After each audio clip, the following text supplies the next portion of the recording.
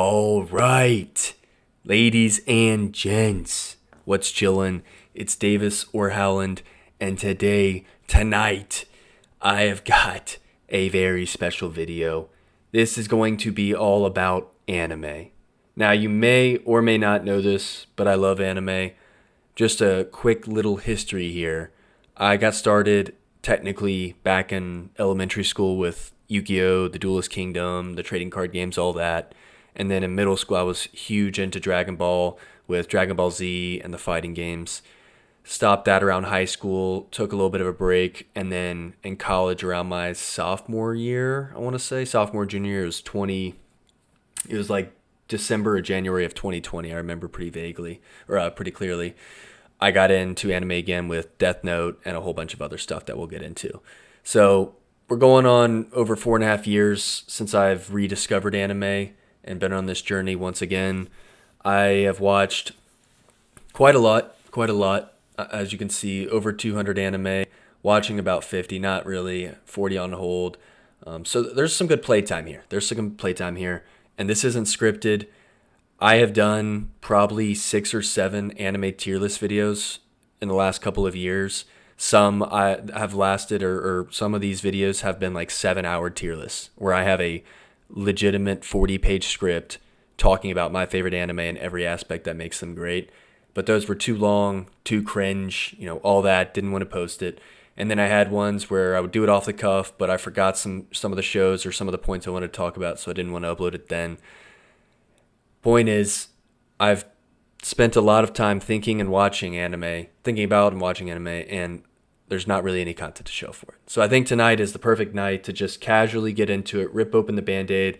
We're not going to do a tier list. We're just going to be reviewing my anime list, my MAL, and going over some of my favorite animes and just all across the board how we feel about it. So let's go ahead and dive in. As you can see, I'm not a manga guy. I have read 2 manga.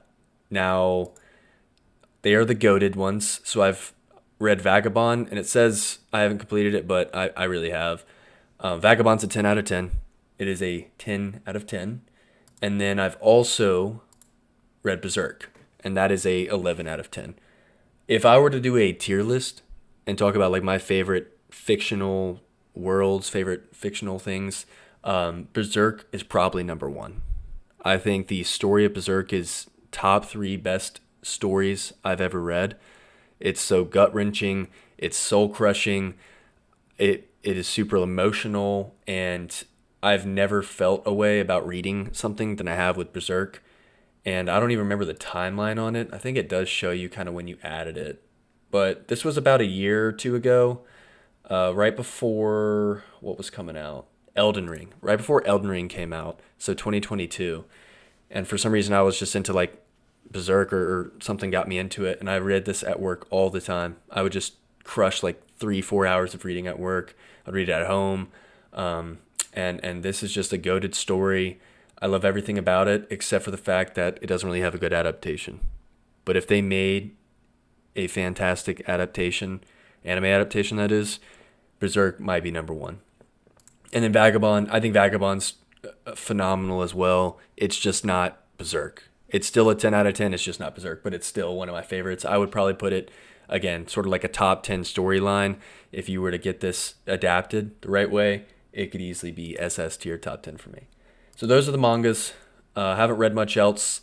I've been tempted to read Jujutsu Kaisen and a bunch of other mangas that are kind of ongoing, but I've been holding back just because I prefer the anime format. And then getting into anime, let's do this. I'm not going to do my plan to watch because there's a lot. Like, I could quickly scroll through it so you have an idea of kind of like what I'm looking at here, just alphabetically. These are all the shows. My plan to watch is just very much down the line. I have no immediate plans to watch these. And the reason is because I'm at a stage right now with anime where it's not that I don't have passion for it, but I have passion for other things. I want to play fighting games. I want to play Smite, Monster Hunter. I want to watch YouTube. There's a bunch of other things I'd rather do than just watch anime. Whereas if you were talking to me in 2020, 2021, when I was watching literally every single seasonal, I was watching anime like 8 hours a day, 5 days, 7 days a week, not nonstop. All I could think and talk about was anime. It would be a lot different. But the thing is, I've gone through so many anime and I've watched pretty much all the anime I've wanted to watch that now the ones that are exciting are hard to come by. And so you got to either wait for the latest season of Jujutsu Kaisen or whatever else to come out, or you've got to keep digging deeper into the bag. And not to say I haven't dug into that bag, because as we'll see, I have very much touched the bottom of the litter here. But let's go on to the dropped real quick. Yeah, what was the Sakamoto Deska? Yeah, this one was supposed to be like a school comedy thing. I didn't think it landed. I thought it was fine, but it wasn't that funny. And then Promised Neverland season 2, slideshow fiasco. That just, yeah, pretty on point. 5 is generous. Those were dog shit. On hold, these are shows that either were borderline, like I'm going to drop them, or I started them and then I didn't want to pick them back up, or I thought they were okay, but for some reason I just didn't have motivation to finish. So to quickly touch on some of these, 86, I know it's a good show, good production, all that, good soundtrack. Hiroyuki Sawano does the music, and I'm pretty sure there's some famous voice actors too, but I just could not get behind. I'm not really into mecha stuff. Bartender last season, pretty chill show. I would watch this sort of like on a weeknight to wrap the night up, and it's very cool. Obviously, like I love anime for the fact that they kind of just go overboard with certain themes and ideas. So like this bartender is basically a god at what he does, and he makes the perfect cocktails and stuff. But it is a little bit too laid back, not enough romance or plot. It's mainly just episodic, so I kind of dropped it there. Anything else? Blue Lock, soccer anime, it's okay. It's okay. Buchigiri last season as well, okay. Cyberpunk Edge Runners, I know that this is like a hot take. I like Cyberpunk. I love the soundtrack, the I Really Want to Stay at Your House. I think it was a great adaptation, and I love the world. But people were like giving this 10 out of 10 and saying it's one of the best animes of all time. I didn't see it that way. I saw it as like what's the score on this thing? I would probably give this genuinely like an 8. Maybe not a 7, but more like an 8. Because I think it's good. I just don't think it's a masterpiece like people make it out to be. Darker Than Black, couldn't get into it. Dragon Ball Super, now this one needs to change right now. Sparking Zero just came out. I've been playing a little bit of that. And as I touched on a little bit earlier, Dragon Ball was kind of like, besides Yu-Gi-Oh!, the only anime I was into, or that I realized I was into as a kid. And so from a nostalgia standpoint, like Dragon Ball Z is goated to me. Like when you talk about impact and influence, I would probably put the Dragon Ball series in my top 5. It's that influential and that much of an importance in my life. But I've definitely slipped out of it. Like I don't go back and watch Dragon Ball Z episodes because the pacing's bad, and I've seen it. And I also haven't seen Super. I've seen a couple of episodes here and there. I just watched a couple of movies. But overall, I need to get back into Dragon Ball. So I'm going to put Super there into watching. That was just a distraction. Because I haven't cleaned this up in a minute either. Hellsing, I need to get back into. What else? Log Horizon. It was an okay isekai. I thought the dub was hilarious. Fart knocker, stuff like that. But just not for me. Monster was good. That's just another one where I think I got to episode 35, 36, and for some reason I didn't see it through. But I do want to finish up Monster because it is an amazing story. The anime, as far as all that, isn't that good, but I think the story is incredible. Ninja Kamui was a recent seasonal. The first episode or two were tremendous, and then for some reason it just kind of fell off hard. Odd Taxi, people hyped up the ending, didn't think it was that insane. Like Samurai Champloo's vibes. Spy Family, Tacto P has an amazing soundtrack. And then I really also need to put this Shield Hero into watching. And then, yeah. So you can kind of see a lot of these were last season stuff that I was halfway through and just didn't have the urge to finish it, but at some point I will. and then let's go into currently watching, and then we'll go into completed, where the meat and the potatoes of this video is. So currently watching, and this isn't like every day I'm watching. Some of these I haven't even started yet. I don't even have ratings for them, but we'll talk about them anyways. Let's see, Bleach. It's one of the only big long-running shonens I haven't seen, and I think I've watched, I don't know, 100 something episodes into it, so I haven't reached all the major arcs yet, but I've seen enough to give it an 8. It's not as good as One Piece. It's not as good as Naruto. It's probably the weakest, but I still think it's a good show overall. And then I wanted to really watch it because of the 1,000-year Blood War arc or whatever it is. Yeah, 1,000-year Blood War arc, because that thing's been popping off. But I just need to catch up before I can really finish that, start it out. All right, My Hero. Now, I don't want to make this an hour-long, 2-hour-long video, because I'm going to try my best to not stop at a lot of anime here. But let's talk about My Hero. This show has ups and downs. It is not my personal favorite because it is a shonen. It's more of a 13-year-old audience, which I am obviously not. And so some seasons you have great moments in them, but then there's a lot of just classroom shenanigans that bore the hell out of me. I think visually, aesthetically, like when you sit down on a Saturday morning or just any night and you want to veg out and just enjoy some kid-like fun, this is an amazing show to do that. And I would say like this last season that just aired is one of the best seasons they've had, if not the best. So I gave it a 9. But most of the seasons are going to be like a 7 or an 8, where you have moments that are 9s or 10s, but a lot of it's just 6s. And so, yeah, I think My Hero is a great show. I've watched pretty much all the movies as well. I wouldn't give My Hero top 10 status. I would probably, and we'll get into the rankings in my completed, but what I'll also do is I'll show you just a snippet, like a screenshot of what my last tier list was, so you can get an idea of where I would put things in the tiers. But it has been probably over a year since I last did one. Moving on, though. Yeah, My Hero has its moments. Definitely the last season was really good just because they finally had some stakes and the action was really, really solid. So I would put it there. I haven't started Dan Dan Dan. It's supposed to be one of the best seasonals this season. I have watched the first episode of Dragon Ball Daima, coming off the Sparking Zero hype, and I'm enjoying it so far.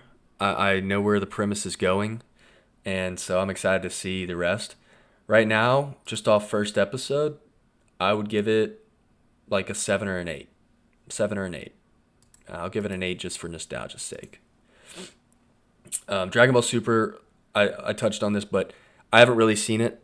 I've seen bits and pieces. I just watched Dragon Ball Battle of the Gods or something, and then Resurrection F literally 2 hours ago. And I did those in anticipation for Super because that's what they told me to do. So those two movies, which I haven't added on here yet, are probably, I mean, the first movie, the Battle of the Gods, was not that good, to be honest. It was like a 6. But it's still Dragon Ball, so that makes it a 10. And then the Resurrection F was a lot better, which I'd give like an 8. But nothing compared to a Super Broly movie, which we'll talk about. Golden Time, one of the last remaining. Golden Time and Kaguya-sama are like some of the only rom-coms that I haven't seen. So I need to get into it. But Golden Time, I just cannot find anywhere to watch it. That's the problem I've run into. This is all about fan service, so this is just like junk anime porn, basically, that I saw on Twitter at one point and decided I wanted to watch it, but I haven't started it. Haven't seen Kaiji, and I apologize. I'm just kind of running through this list because, in my experience, I've done this tier list a million times. I've talked about this a million times, and my passion for it has dwindled over the years as I've seen all the good stuff, and haven't had much come up recently. So I'm losing. I feel like I'm not giving the same energy, but I want you to know I fucking love anime. Okay, so even though I'm just kind of running down the list, it's because there's not as much recency to it, so I don't have it on my mind. But anyways, Kaiji, I love the premise of it being like this gambler guy who's everything's high stakes, like rock paper scissors for your house or for your life. So I need to watch it or finish watching it. I've seen a couple of episodes. I think it's definitely outdated, like the animation and everything, but it's a good show. Won't give it a rating. Haikyuu, one of the only sports animes that I need to watch as well still, and I give the first season an 8 so far. I've watched like 6 or 7 episodes. The Domo Fly whatever song, I had that way before I even knew the show. So shout out the song, but I need to get back into that. Hajime no Ippo is another one I need to get into. High School of the Dead, I'm almost done with. And I mean, look, it's one season, 12 episodes. You got some nice fan service, zombie survival show. It's an 8. It's an 8. Not going to be higher than that, not going to be lower. JoJo's, so I've seen, as you can see, I've seen like the first 2 parts. I don't know how many episodes that would be, but I am in the middle of Stardust Crusaders, and I like it. It's not hitting for me the same way that all these JoJo diehards are saying it would, but I still think I would say it's between like an 8 and a 9. The voice acting, the soundtrack, like the openings and the endings, and like the way that the power system works is very interesting and good in general. So I would give those all like 8s or 9s, but it just doesn't resonate with me that much.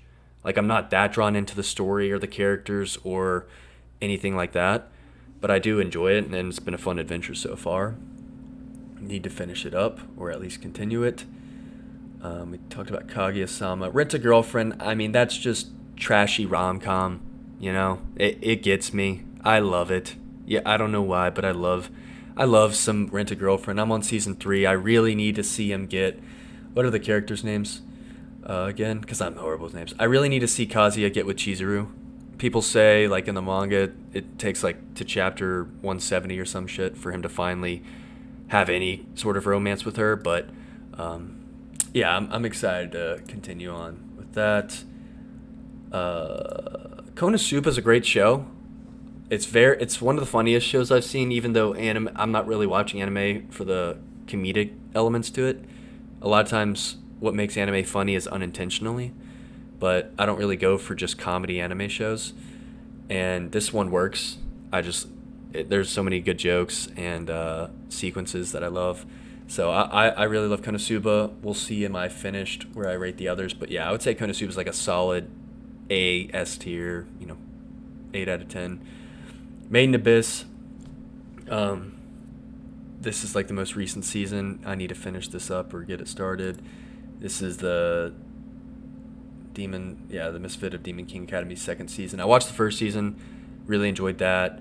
I'm like a couple episodes into the second season, but again, it's just like, do I watch a B tier average isekai, or do I play a fighting game or do something else with my life?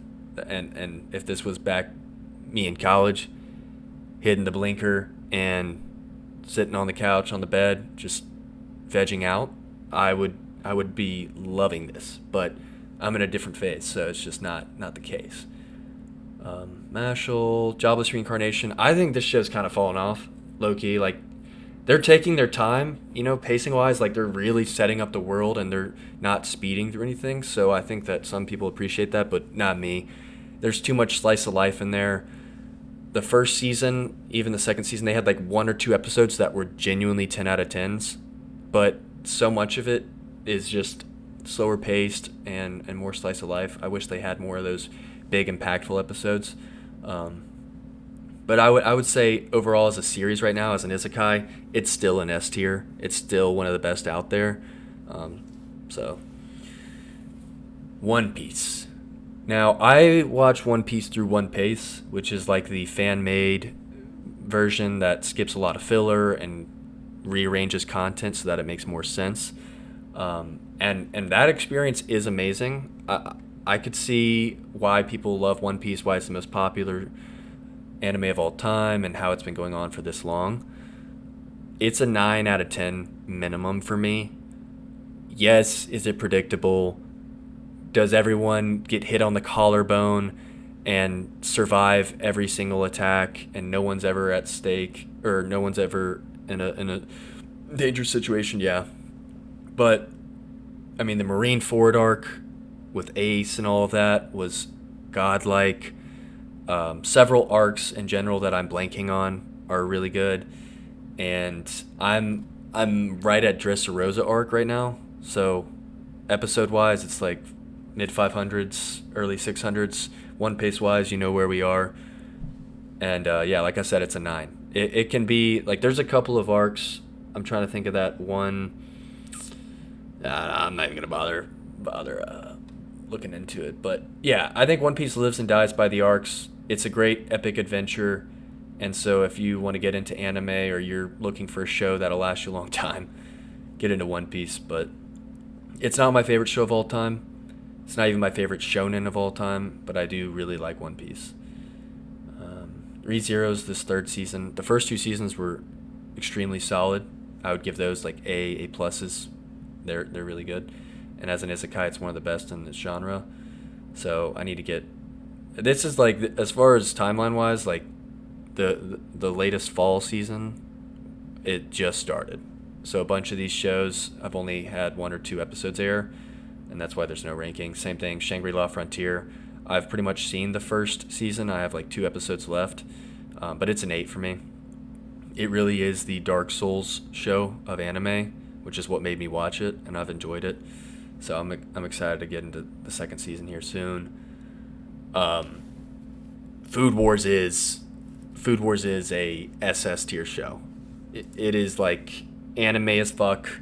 You know, you got food battles. You got Soma, who's just big dicking everyone at the school. So cocky, best chef in town, and I'm here for it.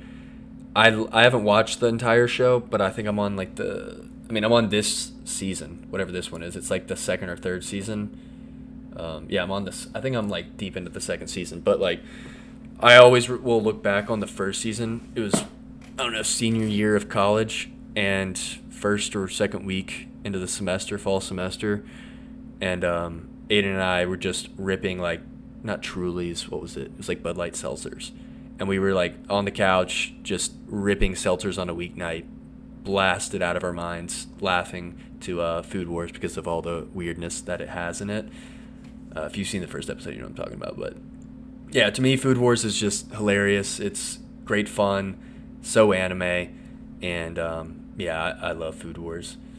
And then Shield Hero Season 3, we'll talk about Shield Hero. Windbreaker, I'm basically done with this season. I'd give it a 7. Could have been close to an 8, but no. And then these two were like the Outcast. Yeah, this is the one that has like that one hand-to-hand fight scene that everyone references. That's just fluid animation. And then this is I don't want to butcher it, but it's like a Korean or a South Korean or some kind of, not like a traditional anime as far as its anime style, and the studio that makes it, but I really like Requiem Street. You can't watch it on a normal service, like you kind of have to bootleg it, but I've enjoyed it, especially the opening, like the soundtracks.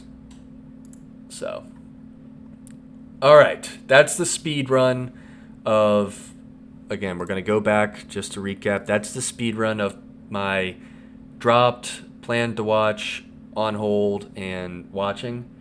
So those are kind of like all the shows that are, I guess, that far. Getting into what I've seen. And we're going to do this by score. And we're going to start at the bottom. And we're just going to work our way up very quickly. I'm going to skip a lot of these. I apologize. I do not remember them enough. Yeah, that's the first statement I can make, is I don't remember them, because 90% of the anime that I have watched were back in college during like a 1 to 2 year time frame. I watched probably 150 shows in about a year, and I don't even know what the word is. I was yeeted out of my mind when I watched it, so to speak. I'll let you put the two pieces together. It was college, and I was yeeted out of my mind when I watched anime. So connect the dots there, but basically I was having a great time, but I don't necessarily remember it. And that's the case with 90% of these shows. And but to touch on it, right? Like this is straight up porn. So I don't know why it's not giving me the redo of a healer. Yeah. So Redo of a Healer is porn. It's just available on Crunchyroll, and it's bad for me. Even I don't like this show. I would consider it one of the worst shows. It's so bad. It's not boring necessarily. Like, it's an isekai and it's got some like very eye-popping scenes, but just like, what are we doing? What are we doing? I would genuinely say School Days is the worst fucking show I've ever seen. I would put my bank on that shit. School Days is horrible. Horrible. This was back in college when I was watching, like I said, 50 fucking anime a day. I was watching the worst and the best, whatever was out there. And School Days was one of those where it's like I would Google, Reddit, what's the worst anime that you've ever seen? And this was always on the list. And so I was like, I need to see it. Because part of the beauty of watching something so bad is that it makes you appreciate something so good. Right? That's why I sort of watched it. And that's why I think I'm qualified and experienced enough to talk about anime right now. Because I have seen some of the worst, abysmal dog shit anime out there, and I've also seen the best. So I know the spectrum, and this is at the bottom of it. It really is. Don't even want to bother with the characters' names. It's a love triangle. It's a school setting anime with a love triangle going on, and all I remember is every episode was pointless. Nothing happened in any episode. There was always like this slight hint at a romance between each of the three characters, and then at the very end, you get to the finale, and the guy fucking kills himself. And I'm just sitting there like, what did I just watch? I just wasted 11 episodes for nothing to get resolved, only for this guy to kill himself. And I was so mind blown by how terrible this ending was, the whole show, that I had to give it a bad. Like, it should be appalling. It literally should be appalling. We're switching into appalling right now. That is so accurate. It is disgusting how bad that show is. So if you want to watch the worst of the worst, there you go. Miss Nagatoro-san, the bully me. Yeah, please don't bully me, Nagatoro. Yeah, this is also bad. I don't know how they even managed to get a second season of this. It blows my mind. I don't know how they even got a 7.23. Right? It's awkward. It's like it feels like they're in middle school. And so, again, I'm not the age demographic for this show. Watching her bully/tease this nerd is super cringe and awkward. And I don't find it funny or interesting. So I just thought it was a bad show. Dr. Stone Wars, complete fall off from the first season. They set it up to be like, oh, first season was cool because they had a bunch of science aspect. It was like the science anime. Even though I'm not into science, I thought it was kind of cool what they did with the show and where it was going and what they set up for season 2 with it being sort of like a war arc. But the war arc fell flat. Definitely fell flat. And I'm not going to elaborate any further. 5 centimeters per second. I know that, is it the studio? No, it's not the studio. Maybe it's the director. I think the director's also worked on some other stuff like Let Me Eat Your Pancreas and some other works. But that's why I watched it, because the director had some crossover with some of the other movies that I really liked. And there's nothing wrong with this movie, but it's just, it did nothing. Like, I remember watching it and falling asleep 17 times because I was wondering, when is something going to happen? And nothing did. Yes, are there beautiful set pieces and like scenery that they set up in the animation? Of course. And a good soundtrack, and it's beautiful in certain ways, but it was boring. And there wasn't really a relationship or any romance. It was basically talking about the death of their romance. And nothing really happened. It was just a bunch of rural settings and him going to it. I don't really know how else to describe it. Let's skip through a couple of these. So again, I apologize if I skip through some of these.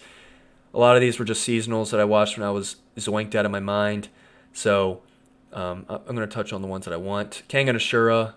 This one brings me back because this was like summer of 21, right? No, summer of 20. Yeah, summer of 2020, which was one of my peaks of watching anime.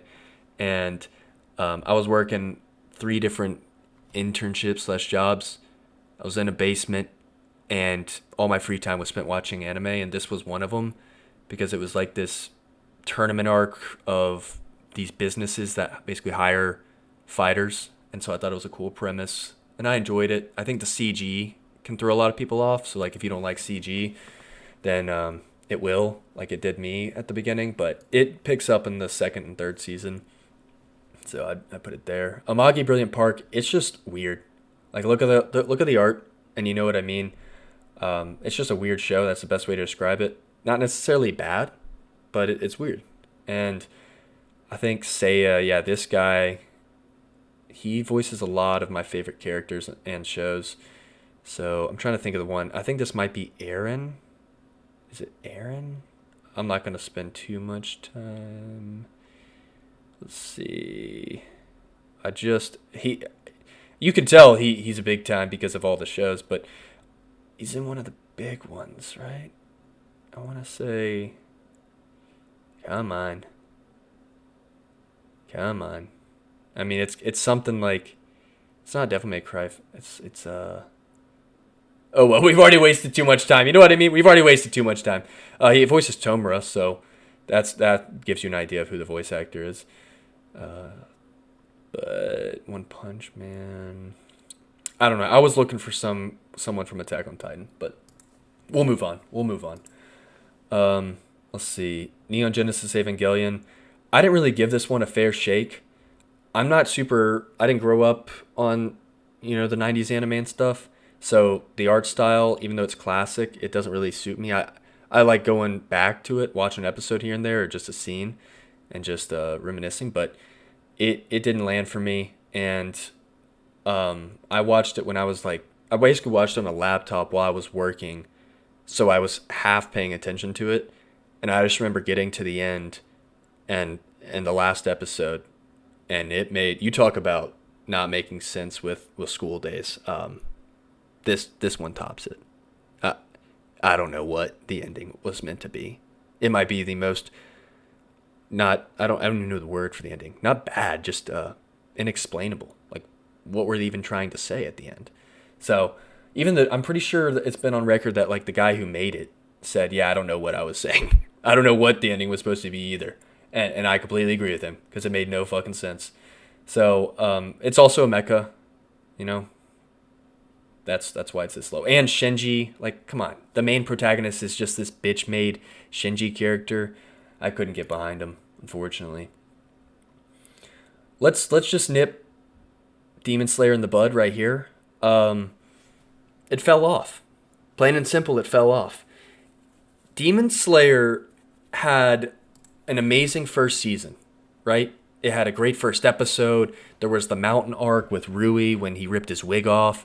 And it was all about like Yaksukananda, like, make this promise. And it was very emotional. And I loved that arc and the first season. The opening with Lisa, that first season opening is top 10. And there's a lot in this show that you can appreciate, like the production, the animation, and the design and all of that. But I think some of the seasons fell off. Like whatever the season was, I'm sorry, I'm blanking here. I'm trying to find the other arc. I'm just gonna look it up. Save me some time. Let's see. So yeah, let's just search it. Nice. It didn't take us anywhere. Well, to touch on it, the Entertainment District arc, I'm pretty sure that's what it's called. It was like the third season, or it was the follow-up to the movie. That was the best of it all, because it was only 11 episodes, no bullshit, no filler. It was just pretty much raw action after like the second or third episode. And the fight in that one, I can't remember who the guys were, but you know what scene and what fight I'm talking about. That shit was sick. And so that season, we'll get to it. I'm sure we'll get to it as we scroll up. But that was one of my favorite seasons of Demon Slayer of like a shonen. It was just so rock solid. Every episode was slamming, and watching it weekly was hype. So I loved that. But then like the most recent one was so slice of lifey. There's been like a lot of training arcs. The one before it was like the water village or whatever didn't hit. And then the animation also fell off in certain scenes. So it's had a fall from grace, but I still would consider Demon Slayer probably like an S tier show overall, which SS would be the highest, and you'd see it in my tier list. But yeah, I'd consider it like an 8 out of 10 overall, 8 or 9 out of 10. And also shout out the movie, the Mugen Train arc, because that was the first anime movie I ever saw in theaters, and me and a bunch of friends went to go see it. And I remember like some dude, I dressed up in is it Goyu Tomioka? What is it? Why am I blanking on his name? We're looking up Demon Slayer. God damn it! We're looking it up just so I can put a face to the name here. So yeah, Tengen. It was Tengen versus whatever that upper guy was. Yeah, Giyu Tomioka. So I have like a jacket. I basically have his jacket. I know it's very weeby and otaku-y of me to do, but I ordered this back in my heyday, and I wore this to the theater. And I remember as I was walking in, like some dude right before the movie started said, "Eren Yeager des," and everyone started laughing. But this movie was hype. The Mugen Train movie was hype because we were on the front row seats, and for some reason the audio was like blisteringly loud, just breaking eardrums. And so we were just snapping our necks, looking up. Our ears were cranked, and the first half of the movie was okay, but then like the second half, you had the fight, and then the surprise fight at the very end, where what's his name passed away, unfortunately, Rengoku. Spoilers, and that was like one of my favorite moments ever watching anime. So you can see I gave it a 9. I really enjoyed that. Or no, that was the different Demon Slayer. But yeah, that's Demon Slayer as a whole. Not too much to talk about there. Now, let's go back. Okay. Where are we going now? We're definitely taking up more time than I wanted to. Let's see. What is this? Come on. But Classroom of the Elite. I like Classroom of the Elite. The main character is super mysterious, Aya no Koji. The one episode that's like the highest rated episode where he beats the fuck out of this guy, Ryuen. That was a great episode where he just walks in and like 1v5s everyone. And it's a good seasonal, you know. I enjoy watching this in the mornings. I would give it a solid 7 or 8. I think I gave the first season a 7. I'd probably give the second 2 seasons an 8. It's a solid show. And yeah, this is the Water Village one, right? This is Swordsmith Village, excuse me. There's my hero, Vivi. Vivi's a slept-on seasonal. Amazing animation, soundtrack, and animation. I think I may have said that. But yeah, this was a great show. The fight choreography too.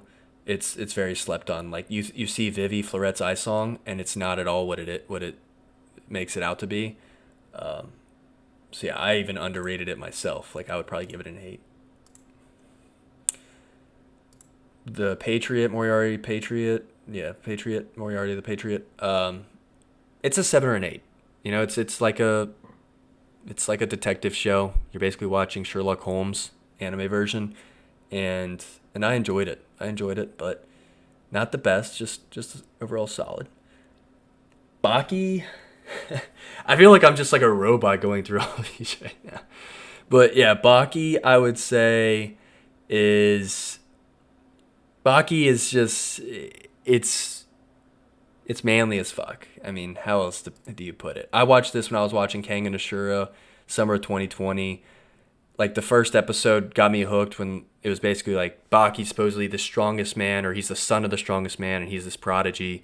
And then you've got like 5 criminals escaping from various areas of the world from these insane prisons, all for the chance to come to Japan to beat the shit out of Baki. I think the animation and like the story overall, like the writing isn't amazing, but it is gritty as hell, and so I love it. I love some Baki. Horimiya fell off. First couple episodes as a romance were good, but then it just became slice of life. Missed the mark. Tonikawa, Over the Moon, another cute little rom-com. This is like Batman, the anime, the Millionaire Detective. I'd give it a 7 or an 8. It was fine. It was fine. Let's see. Beastars. Yeah, I'm no furry, but I have seen Beastars.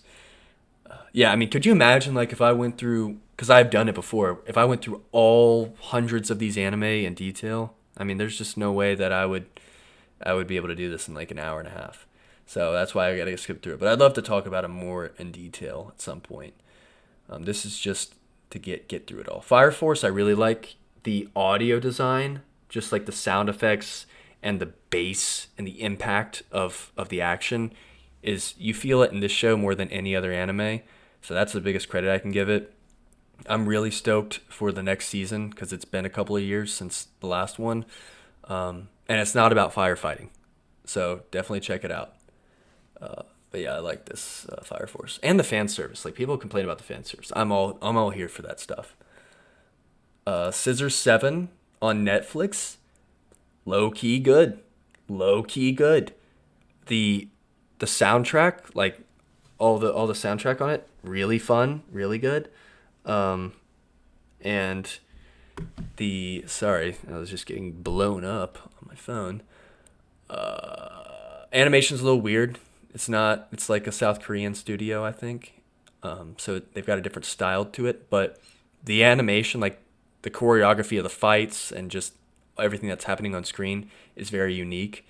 And so I give it credit there. And the story really amps up, like it really does. This guy's just this local barber, but then he becomes insane. And I really like the way that they kind of scale everything towards the later seasons. Promise Neverland. I'm not big into horror, and I don't think anime can do horror right because it's too cartoony. But I will say this is probably one of the best ways that they did it. So I'd give it a 7 or an 8, but I'm not typically into that stuff. Dororo. I know a lot of people love this show, and the one song that's on it, like I would love to pull up my anime music right now. I could do that. I could low-key do that. Let me get there. I want to show you guys my anime. Can you see this? Yeah. So you can see this. So these are all my anime songs, and you can kind of get a glimpse. This is like from inception to today. So you can see I have a lot, but it kind of also tells the story of my anime. Because there's a point where like before I even watched anime, I just downloaded a bunch of songs that I thought sounded good. They just resonated with me, whether it was English lyrics or it was the music, it was like the band, the guitars, whatever it was, like it just resonated with me. And so I really enjoyed this music.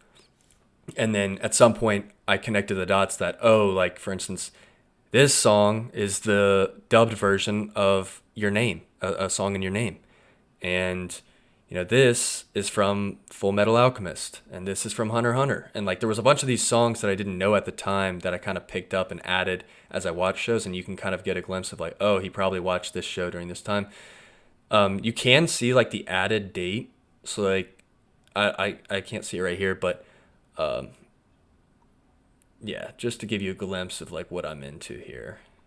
It's not really a part of the anime, but if we're doing an anime video, I think you need to see the playlist as well, and you can kind of just see. I've got some heaters here, you know. I feel like Hiroyuki Sawano is the goat.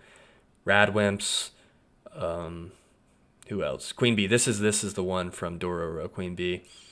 And you can see I listen to some weird shit too. Like I won't play it, but like, bro, it's some weird shit.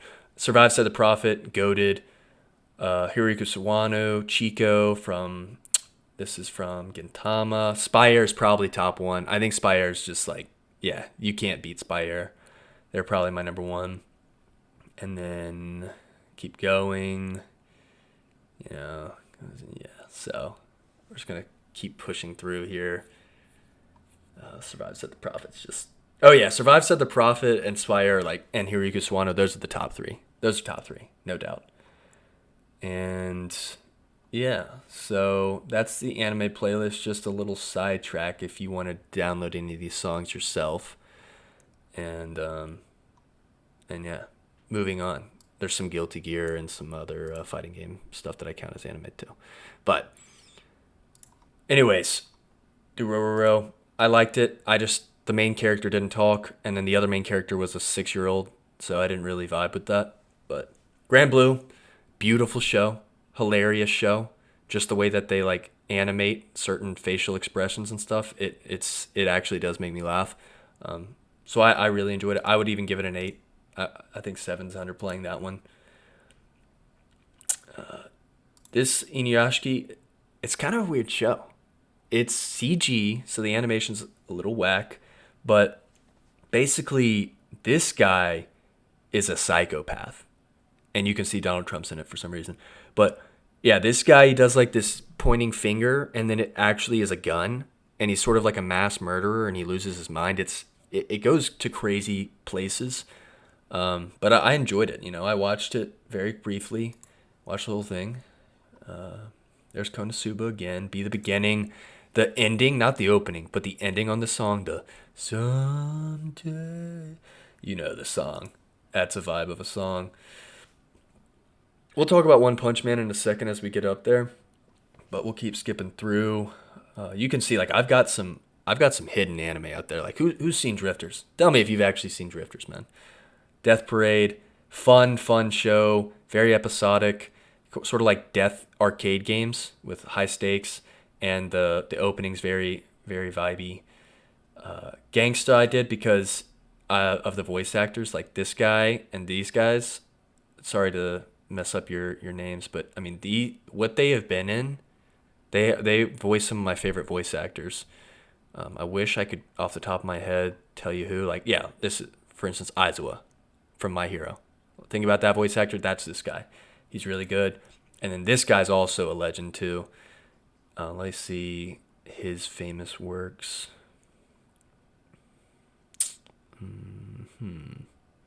Oh, he's a Ninja Kamui? Oh, yeah, that makes sense. The main character, yeah.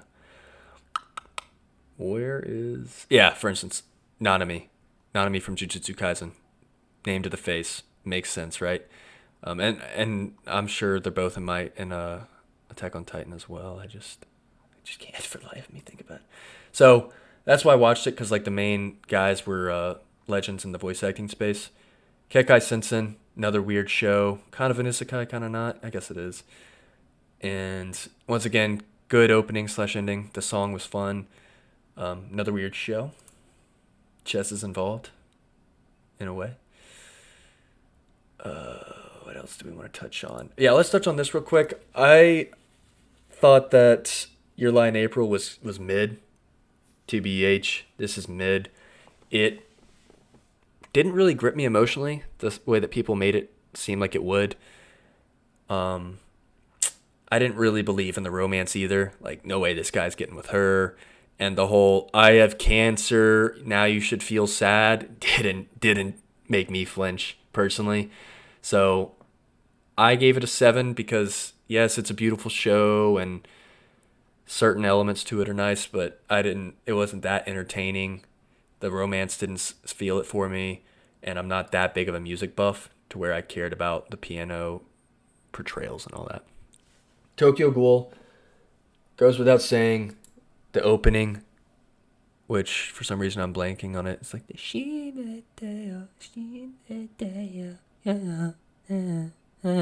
yeah, that one is a 10 out of 10. Hype as hell. Perfect blend of sort of like Linkin Park for anime. And so I love that. The episode where he was like ripping the main character Ken Kaneki's nails off. Jason was his name, I believe. That was a great episode. But yeah, if you read the manga and you were hyped for the anime and you watched it and you were disappointed, I can understand why. But for someone who didn't read the manga and just saw it purely as an anime, I thought it was kind of like a 7 out of 10. Like a A tier, low A tier show. High School DxD, let's talk about it. Come on. I mean, probably one of the best fan service ecchi shows out there. ECCI, right? Isn't that what it basically means for soft porn? Yeah, right there. ECCHI. And yeah, I've seen all the seasons, so don't get it twisted. I have watched more than a couple episodes, and is it stupid as shit? Absolutely. But the dub is hilarious. It's like the old early 2000s, kind of 2010s dubbing where there was just no filters, and some of the stuff that they said was super fucking funny. Like Issei is just hilarious. So I love the show for the dub, for the fan service. The story is whatever, the writing's whatever, but you can enjoy certain themes. What else? Psychopaths. I enjoyed the dark, aesthetic of Psychopaths and certain scenes and episodes, but I don't think overall that it's a 9 out of 10, 10 out of 10 like a lot of people give it. Like, I would probably give it a 7 or an 8. I didn't think it had enough of the octane throughout the entire show to hold it for me. I did watch all the Berserk Netflix movies, like the trilogy, and watched them all like super late, randomly a couple years back at night, and they were good. Obviously the manga is better and it doesn't do it justice, but it's probably the better adaptation than the 1995 version. Sword Art Online. This was like my second or third anime I ever watched. I'll remember it like always. I watched this downstairs in my college not student housing, but just like, student community, and just downstairs on the couch, and then I watched it in a closet, and like I won't explain what was going on in there, but yeah, I will. I was fucking hotboxing that place, baby, and I watched that shit, and it was one of the, like, I still have videos of it where like it was just the most random way to watch anime, and I was on one that night, and I watched like the last 3 or 4 episodes of the first season in there, and it was like a 50-inch screen in this tiny closet, and I was point blank with it, just having the time of my life. So shout out Sword Art Online. Steins Gate, I guess we'll talk about it later. Angel Beats, the piano opening theme is amazing. It's so beautiful, so emotional, but the show did not do it for me. Show was kind of mid, kind of boring. Paprika, very weird, super twisty, brain fucky movie. Watched this with a bunch of friends back in college because I was looking for like super, like, not demented. What is the word for it? Just like super twisty. What I'm aiming for here? Just a whack movie that would twist your brain, and so this definitely does it. And if you want to just be mind raped for an hour and a half, Paprika's a good one to do. Anything else? We'll talk about a lot of these like that are appearing here later on because there's a couple of ones that are higher up. Mob Psycho, just to say something on Mob Psycho. This was kind of the Food Wars time frame, senior year, first month of the school year, when I was slamming Bud Light seltzers, just blistered out of my mind, and watching Mob Psycho. I don't think it's as good as One Punch Man. I don't like the main character as much. He's kind of a bitch. I know that that's going to get some dislikes, but I mean, Shigeo he is just bitch made, except for when he goes 100%. Then he's Chad Alpha, and so when I remember like watching it, waiting for him to tick up to 100, and then the question mark phase, and those were some hype episodes, but it does slant too much on the slice of life, and I mean, there's a couple of scenes like when that one dude gets his hair blown off. Where is it? Like his friend, like this guy, Hanazawa, when he's trying to fight him, and then he gets his clothes blown away and his hair balls and stuff. That part was hilarious. So it has some amazing scenes, but like overall, I think it just slants too much to slice of life. Link Click is extremely good. I would give Link Click a 9 out of 10, probably higher than this.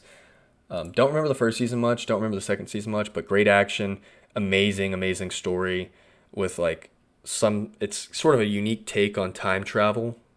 I don't want to spoil too much about it because it is very much about the story, but yeah, Link Click's good. Super Crooks is sort of The Boys, right? Prime Video's The Boys, but anime version. So I gave it an 8. I actually liked it more than a lot of people did. The comedy, like the voice acting, here's the goat again, both the goats. And then the cast of characters, the story, the M-ratedness of it. There are some raw scenes in there that I appreciated. What else? Skate. I'm not big into skating, but this was a great show. Once again, phenomenal voice acting. This is another GOAT. And animation was beautiful.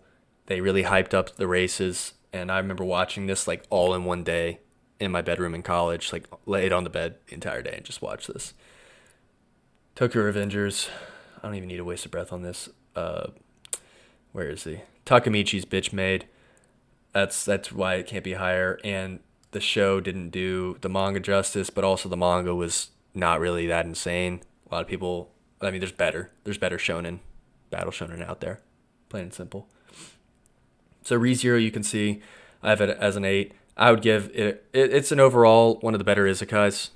And yeah, God of High School it got rushed, but this was, once again, like senior year, maybe junior year of college, when it was airing weekly. I think it was like Monday nights. It was a really weird night that it aired, but like Monday or Tuesday night, had the friends come over and we'd watch it. And amazing action, very high pace, high octane, but I think it's almost too fast paced for its own good, which like a lot of people agree with, where they say that the source material, the manhwa that was adapted, just it got rushed to hell. Like it was supposed to be spread out way more. It went from a typical high school little battle tournament into several people becoming gods and fighting for the sake of the world. It got crazy too fast. But I appreciated it for when it was airing weekly because it was just a fun ride. I really enjoyed this one. I know it's a little weird, but Higa Hero, after being rejected, I shaved and took a high school runaway. As far as, it's not really a rom-com, and if you do see it as a rom, you're kind of weird, because it's like this guy's a grown working adult, and this girl's in high school, so it's kind of sketchy, but I don't know, I really enjoyed it. There was a lot of just dynamics that landed for me, and watching this was a good time. Great Pretender, very, very good Netflix series. Animation, voice acting, dub or sub is good. And yeah, some of the seasons and the twists that happen in the show are phenomenal. So I recommend Great Pretender. Dorohedoro is also a very good show. Just like the setting that it's in, the characters, voice acting, all of it. This is a troll isekai show, but it's a fun time. Cautious Hero, I mean, this guy just like has amazing prep work, comes into every battle way over prepared, way too strong, but they somehow make it entertaining throughout the whole show, and I loved it for it. All right, Fog Hill of Five Elements. We're approaching an hour. We're approaching an hour, and I feel like I'm barely scratching the surface. Jesus Christ.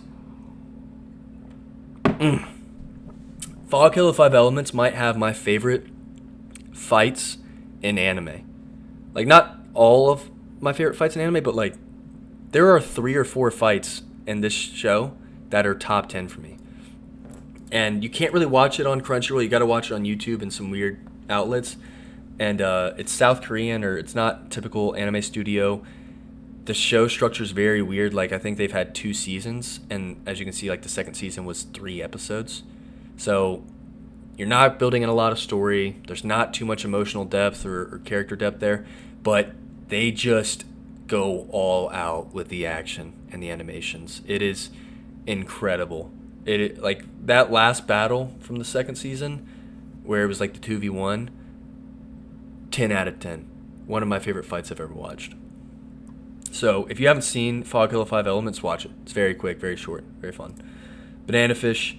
This introduced me to Survive, Said the Prophet, and overall it was a good story. I didn't really... I mean, the main character, what was his name? It wasn't Callan Reese. It's definitely he definitely had a different name. But anyways, Ash. Yeah, Ash Links. You can see I gave it an 8. I enjoyed the show. I thought it was good. Nothing more to say. Shield Hero. All right, let's talk about Shield Hero for just a second. Junior year of college. You know, I had been through some relationships. I had been kind of in some unfortunate circumstances. And so this show really connected with me because the main character just kept getting the bad side of the table, the bad side of the stick. Nothing was going his way. They kept turning everything on him, and you always felt for him. You were like, dude, why are they going all out on Naofumi? Like, this guy is carrying you guys. He is saving your lives. He is saving this world, and yet you still dog on him. And so when episode 22 or 23 happened, when he was able to, like, I don't remember what it all went down, but it basically told that slut to back off his ass, and they completely turned. It was a 180 for the show where everyone started to respect him and see the truth. When that happened, that like 1 or 2 episodes, that was like a fucking 14 out of 10 for me. It was just one of the most euphoric episodes and feelings I had watching a show, where I was just pumping my fists like, let's fucking go. And so I think, like, as an isekai, as a story, and for like the payoff for the 21, 22 episodes that you had to sit through of that one bitch just bad-mouthing him and making him, just putting him in these situations, like when it finally turned, it was amazing. But it just, the second and the third season that I haven't seen, they just have fallen off. It really hasn't hit that same high point that the first season had. So I'm hoping that maybe it gets better, but I don't know. Now, Devilman Crybaby is weird. That is a weird show. It's an 8 out of 10, perhaps even a 9 out of 10 for me, just because of like how unique it is, animation-wise and just story-wise. Like, you watch the first episode, the, what do they call it? I'm blanking on it right now. Oh my god, it starts with a B, does it not? It's whatever that party is. It's like the Rager. Whatever the Rager is, the word for it, I'm blanking on the thing, but basically they go to like this Sabbath? No. Whatever it is. You know what I'm talking about. They go to this like party thing, and shit hits the fan. It is like one of the weirdest scenes in any show you'll ever see. And I remember showing it to my friends, and we were all just laughing our asses off, like, what are we even watching? So I love Devilman Crybaby. It's easy an 8, maybe even a 9 out of 10. Bungo Stray Dogs, the movie, Dead Apple, as well as the show, is, what's another word that's not amazing or incredible or cool or good? One of those words. It's S tier. It's more of a sign, a little bit more mature, which I appreciate. The voice acting as well, like the cast of voice actors, they've got some of the best in the industry doing it. The soundtracks too. It is just a great show. It's sort of like a band of misfits with superpowers, and it only gets better and better. Like, each season gets better and better. So I highly recommend Bungo Stray Dogs. Made in Abyss, I don't know if I touched on it too much, but the first half of the first season is whatever. Learning about the different layers and the depths was interesting, but it's once they get into the depths and they get deeper and deeper, and then you have like the last 2 or 3 episodes of the first season where it gets truly like horrifying, that's when the show gets good. And then the movie follow-up, which will be higher up, is easily one of my favorite anime movies. Like, Bone Druid is a bad man. He is a bad man, and I love him for it. And the show gets very depressing and very sad, and it just goes to crazy heights, or depths. So yeah, Made in Abyss first season, probably like a 7 or an 8. The movies, at least a 9. S tier, one of my favorite anime movies. And then the most recent season is kind of on the same track as the first. Okay. Boruto, very recent on my agenda. I wish I had more of a timeline, but last couple months I watched Boruto just because I was desperate for a longer show, not a seasonal, and something I was kind of familiar with that I would enjoy. And Boruto's an 8, which I know that's probably a hot take at seeing it's a 6 ranking, but I mean, this franchise, the Naruto franchise, is one of my favorite animes. And when you watch this not weekly, okay, I can't stress that enough. I watched this with a guide, a very helpful guide, where it was like, I don't know however many episodes, what is it, 293? It went from like 293 to like 100, maybe even less than that, episodes. And I only watched the important arcs and the important episodes. When you do that, to me, it's an 8 out of 10. It's beautiful animation. It's kind of got that My Hero feel where you're just happy to be watching the show. It's got a nice aesthetic. Yeah, is Boruto kind of weak sauce compared to Naruto, and he doesn't have the same harsh upbringing, and you don't root for him as much? Sure. And it's not as emotionally resonant as Naruto? Yeah. But it still has the same formula as Naruto, and it has one of the best fights out of all the whole series with Naruto versus what's his name? What's his name? The guy with the horns. Blanking on that too. But I would give it an 8. I would say it's not as good as Naruto or Naruto Shippuden, but I still think when you watch it with a guide, it's not a terrible show. So, shout out Boruto, man. Shout out Boruto. Cabaneri. This I watched because it was by Wit Studio.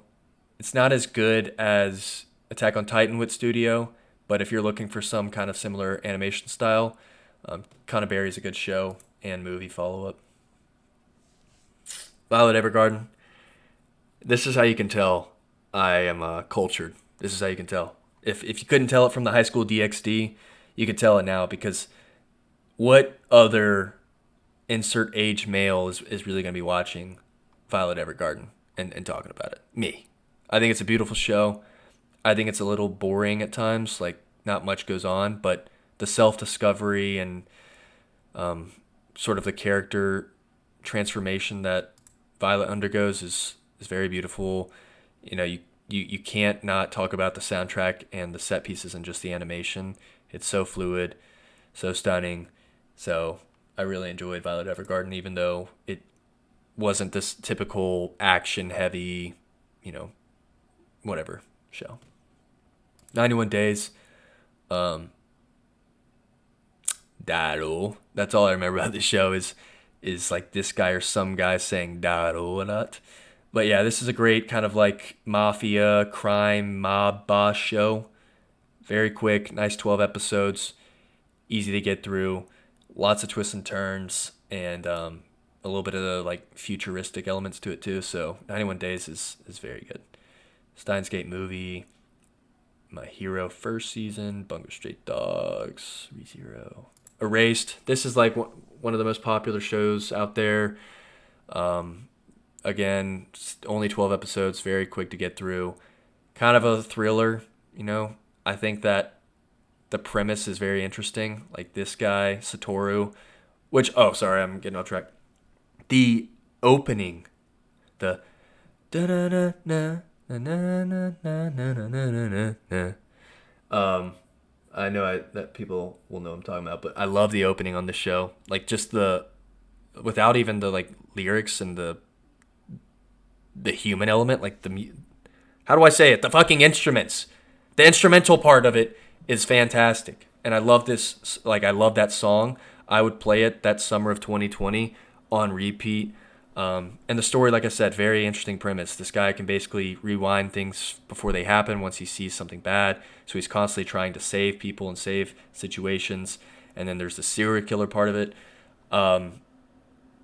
It doesn't get higher for me because I think everyone agrees there is a certain moment, certain episode where like who the killer is becomes so obvious. It's like fucking blindingly obvious that the killer is that person, and it is just so predictable that it ruins the thrill of it. And on top of that, the ending, like my boy Satoru got absolutely cucked. So I think the pretty bad ending, along with like just the predictability of who the killer is, kind of lowered it for me. Let's see. This show, Assassination Classroom, good show. Kind of episodic at times, but like you can't deny that it's iconic. Main character's iconic, and there's some good life lessons in there. So just a good show. Noragami, fantastic. The soundtrack, like I'm blanking on what the opening song is, but you saw it in my playlist. I had it there. It's a banger. Voice actors, credible. Good fight scenes, pretty good story. Yeah, both seasons I really enjoyed. I wouldn't give it like a 10 out of 10, but I still think it's like a solid 8 or 9 out of 10. Prison School, once again. The culture. The culture I have. This show is a fucking 8. I can't even believe I gave it an 8. This show is a 9. This show is a 9. It is only 12 episodes, right? It is a goofball of a show. The animation is super weird. Like can you even see this cover art? Come on. It is extremely degenerate. But god damn it if it's not good. I remember watching this in the summer of 2020, like I did a lot. And I laughed my ass off. And then I rewatched it with a good friend. And I laughed more than I'd ever laughed at this show. It was that fucking funny. Just like the situations that they get put in, and the same thing with Grand Blue, right? Not Grand Blue, or maybe it is Grand Blue. Whatever that show is I was talking about, where they make the faces and the expressions extremely funny. That's what this show does too, really well. And so there's so many like iconic moments and episodes, and it is just a great watch every time. I really love Prison School, no matter how much it lacks in other departments. Charlotte, good school, rom-com. The one episode where like the dude went on a rampage, he kind of like lost sight of justice. That was a good episode. And then like sort of the ending where it had a Steins Gate feel, where he kept like traveling back in time, or he went through like a bunch of experiences in a short period of time. I thought that was very interesting. So yeah. K, both the show and the movie are 8s, potentially 9s out of 10s. You saw it in the anime playlist. I love the music. It's so vibey. Just the show in general is a vibe. Like the aesthetic, the way that it's all bright, super out there colors. There's one like the second season that there's like a 5-minute sequence at the very beginning of the second season where all the characters basically get in like this battle in the streets, and it is eye candy. You should check it out. So I'd give this show easily an 8, potentially 9 out of 10. I have nothing but good things to say about K. Durarara. I mean, Durarara is great. There's like the thing about Durarara is like in the 25 episode season, there are probably 4 or 5 episodes that are just 10 out of 10s, like with scenes that are 11 out of 10s. And I know that my rankings are absolutely subjective and fucked at this point, but like I'm thinking about the one in the beginning where the dude's like jerking off in the street to these girls, and then they get in this fight, and like the dude punches his pants off of him, and then like he throws this washing machine at a dude. Like it has some hilariously funny scenes that I always think about. And the story overall is pretty cohesive. Like, not cohesive, but it's got this Quentin Tarantino, like, multiple perspectives and timelines happening at once. And so it has, like, an interesting way of telling the story. But it also just has, like, those kind of funny in-between moments that keep you lighthearted. So, yeah, Durarara's great. I wish that more of the episodes had the comedy and had what I wanted. But I still think it's an at least 8, maybe 9 out of 10. Do we talk about Fate? Let's talk about Fate. Fate Zero, Fate Stay Night, amazing shows. I would probably put Stay Night over Fate Zero, just because to me the big battles and characters in Stay Night are better than what happens in Zero. Like, yes, Ryder is one of the best out there, but like when Shiro and Gilgamesh are battling on that desert, that's one of the best episodes, and just like settings. And so I think like it reaches higher highs in the show, but both to me are like 9 out of 10s. I think you can't go wrong watching Fate Stay Night or Fate Zero. Animation wise, like Ufotable kills it. Production, soundtrack, voice acting, they're all top notch. And the story is incredible. The reason why Fate's not a 10 out of 10 for me is because it leans too much on the dialogue, which I know the dialogue's strong in these shows. Like there's a lot of philosophy and perspective. But it's more like the action is so well done that I want to see more of it, and it only shows action like 10-20% of the time. So I feel like if they toggled a little bit more to the action, then it would be even higher. But yeah, I love the Fate series. To touch on the 3 movies, all incredible. The third one, that final like scene or the big battle scene in the third movie, one of the best action sequences in anime. You got to check it out. Same thing with like the second movie between what's his name, Berserker and Arthur, when she's like, what's it? She doesn't. What does she call it? What's his move? What's his move? What's his move? Why am I blanking? She does the giant sword slam. She calls it something. Whatever. It's really good, and you'll see it in a bunch of anime AMVs as well. So yeah, I think that the Fate series is one of the best series out there. There's a lot of different shows within the universe that you can watch, and it can be a little convoluted as far as like where you start and what to watch. But Stay Night, Fate Zero, the Fate Heaven's Feel movies, all are great. Terror and Resonance, very good thriller. Love the opening and ending, and the story in general. Talked about Origami and K. Devil is a Part-Timer, it was funny, had a good premise, nice isekai. Second season fell off hard. Fell off really hard, but I did like the first season. Berserk, Anohana. This is one of the few animes that made me cry. Just about friends growing apart. You know, it's kind of a sad show and beautiful at the same time. So I recommend that. We're not going to be talking about Gintama yet. Toradora was probably the first rom-com. We're kind of getting through it. Let me take a sip here. Toradora was maybe the first rom-com I saw. It was like the first or second week of summer of 2020, as I keep referencing.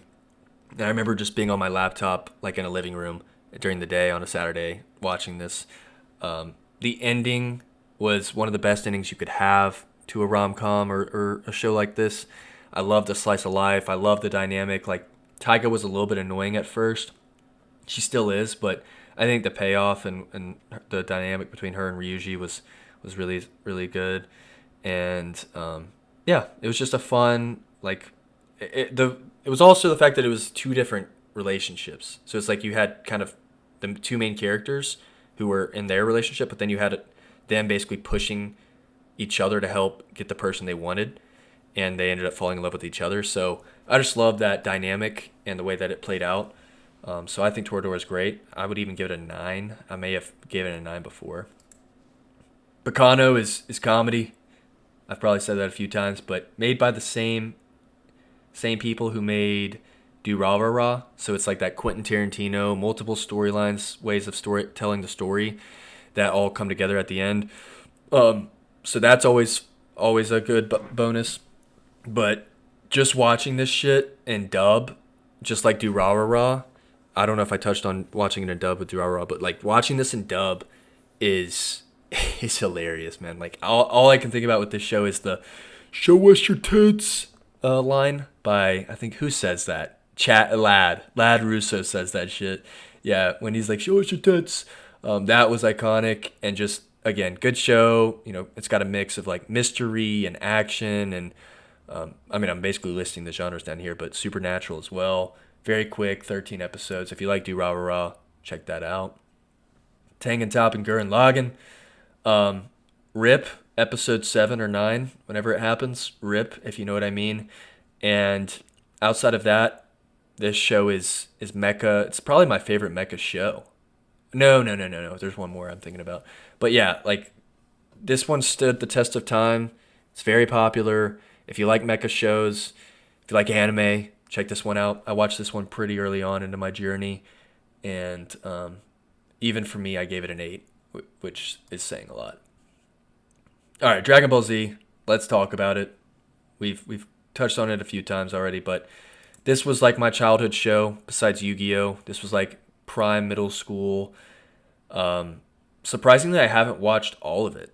Like, I know I said I completed it here, but I had the DVDs and I only had like the first few sagas.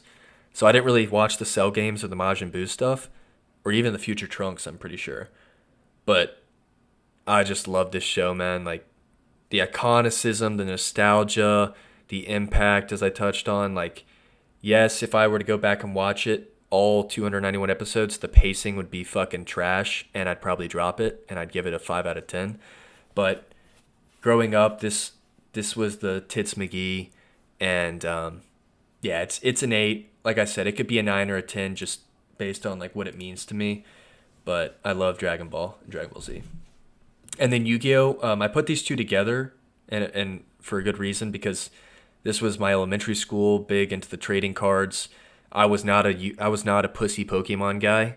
Okay, I was on the dark side. I was in the Shadow Realm with Yugi, and I think I haven't touched on it on the prior shows either. But like when you talk about the meme quality, right, the meme ability of this show and this series, it is it is top three memeable shows.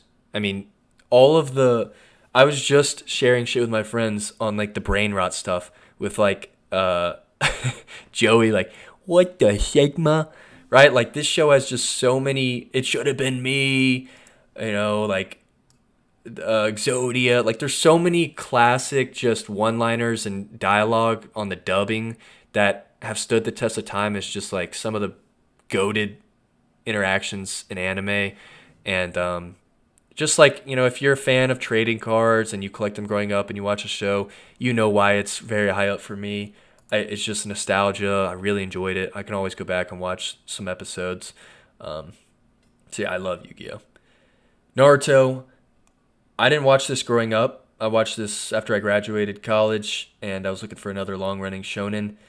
And I enjoyed Naruto way more than I thought I would.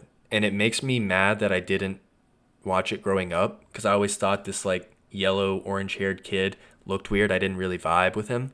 And so like when I was in GameStop looking at different games, I wasn't getting the Naruto fighting games. I just wasn't. And I wish I had. I wish I got into this series because now that I have, I can see why it's beloved.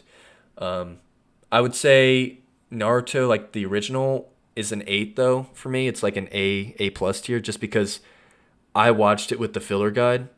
Highly recommend. And even with that though, it lacks a little bit. Like animation wise, it's not all there. Pacing wise, it's a little slow. But I think just the adventure, the world building, the characters, all of it is just some of the best you'll get in a shonen and a series. So love Naruto. To touch on Shippuden, because that'll be up there as well. Shippuden's way higher up on my list. I prefer Shippuden just from every standpoint. And to me, it has higher highs, the production, the animation. The only thing you can really say about Shippuden is like the pacing, because it's, 500 episodes? But again, I watched it with a filler guide, so like I trimmed pretty much half of those up. And I loved watching Naruto and Shippuden. I watched this entire series in a month. I remember it was like August of 21, right after I'd studied for a bunch of licenses. And I just, for a month straight, like on weekends, I would sit on my floor in the living room and watch this show for 14. I remember when the pain arc, it was like what's his name? Again, why am I so bad with names? What's his name? When Sasuke's brother Itachi, when it was like Sasuke versus Itachi, like the brothers arc when they fought each other, and then it was like, it was first Jiraiya, it was like the Jiraiya arc, whatever he was, where he had the thing go down, and then you had Itachi versus Sasuke, and then you had Naruto versus Pain. Like it was episode 110 through 170, 180. I watched that all on like a Friday and Saturday.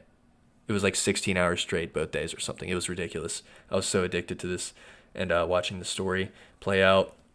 And then you had like the Shinobi War arc with Madara versus the Alliance. You had Kakashi versus Oboro. You had what's his name? What's his name? Guy. You had Might Guy versus Madara.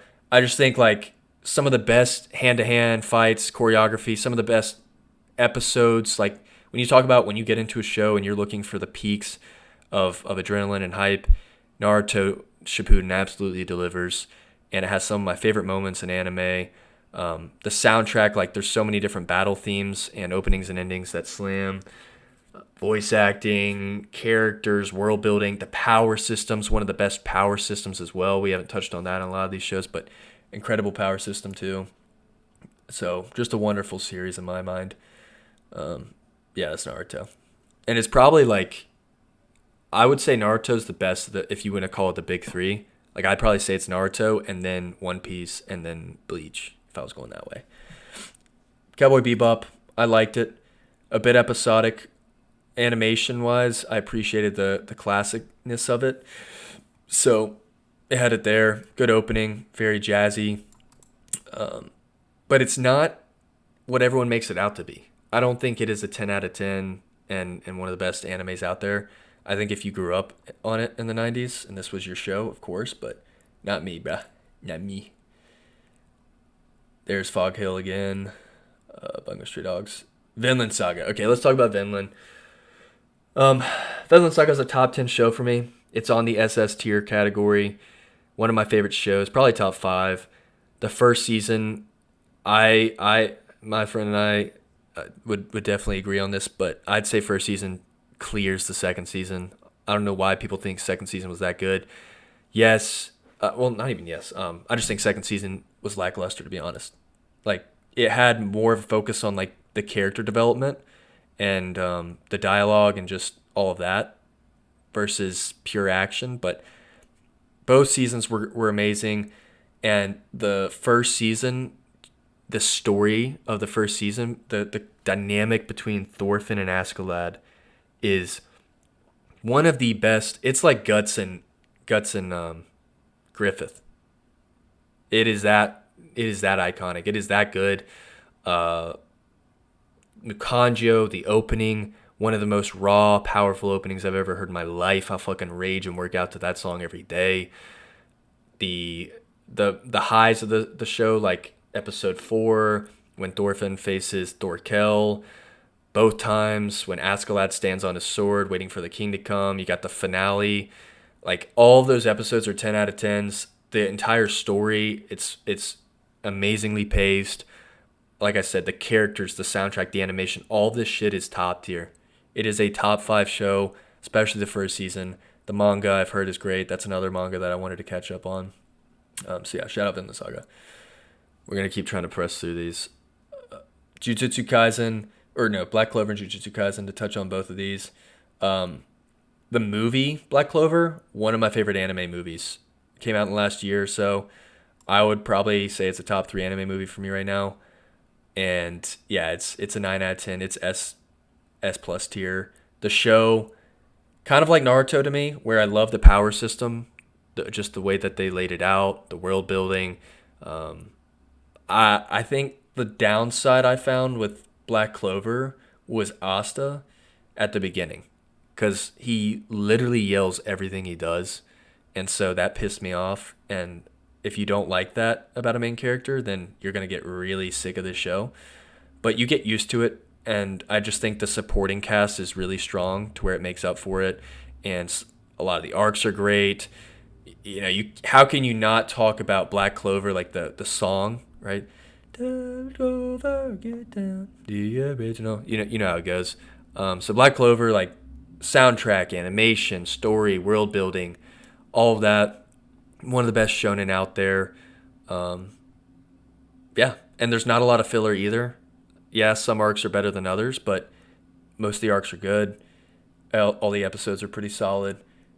I would give it, as you can see, like a 9, probably an S tier minimum. Jujutsu Kaisen, as a series, it is, I think it's safe to say it's SS tier. Like, when I've done these in the past and only the first season was out, I kept saying that it has the potential to be one of my favorite shows. And I think now that we've gotten a second season and we've gotten the movie, it's easily one of my favorite shows out there. Like it is swept media and all that, the internet by storm. It's one of the most memeable, one of the most popular shows out there and series out there. The first season was extremely good, and then the second season was damn near a masterpiece. Probably the best single season of a shonen I've ever watched. Like almost every episode, well, I'm pretty sure there was no filler, but almost every episode was action packed, pure adrenaline, pure hype. Some of the best fight scenes, some of the best like battles in any show you can watch, and it was just week after week watching this was incredible. I would give Jujutsu Kaisen as a series like SS tier, not 10 out of 10. The second season is definitely a 10 out of 10, but first season and movie are probably 9s. It's like, I don't know, I'd have to see where I'd put it on the tier list, but it's top 10. Top 10. Chainsaw Man has potential, but we've only seen one season, so I need to see it play out. But yeah, Chainsaw Man's also like a 9 out of 10 for me right now. It's kind of like season 1 of Jujutsu Kaisen. Show me more. Once again, we'll get to Gintama. Kudama Drive, one of my favorite seasonals. I love the world and the aesthetic. Very slept on show. Very good action as well. And yeah, you should watch it. Bunny Girl Senpai, the movie and the show. It's not my favorite rom-com or romance, but it's probably top 3. Like it's one of the best romances out there. Super emotional. I remember I shed some tears at the movie, and I had to bootleg it as well. But yeah, don't just look at like the cover art of like this Bunny Girl Senpai or the title and think that it's a super weird, like, I don't even know how you describe it, kind of show. Give it a chance. It's actually amazing. Dragon Ball Super Broly. So I just watched, like I said, Resurrection F and Battle of the Gods. Broly, I watched in college with a couple of friends, and obviously blissed it out of our minds. But when I watched it, it was a 10 out of 10. When I watched it just over 2 hours ago, whenever it was tonight, it's also a 10 out of 10.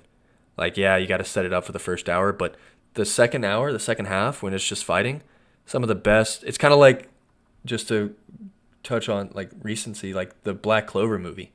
Like that last hour of the Black Clover movie where it's just bombastic action and it's just over the top craziness. It is peak Dragon Ball, super hype, lots of power ups, and dream come trues for a lot of fans. So Broly is the best Dragon Ball movie I've seen, some of the best Dragon Ball content I've seen, and yeah, it's an easy 9 out of 10, 10 out of 10. It's S tier for me. Made in Abyss, there's the movie. You can see it's very high up. Promare is also one of my favorite anime movies. The main song, like the I'm trying to think how it goes, like Birds of Fire. You know the song if you've seen the movie. They basically mix this song in throughout the entire movie and just kind of edit it in different ways throughout the time. But yeah, this movie, the animation's very crisp and unique. It's got like a cyberpunk tinge to it, and then just everything about it is hype. It gets crazy stakes at the very end, and I've seen this movie a couple of times now. It's always a vibe. One Punch Man.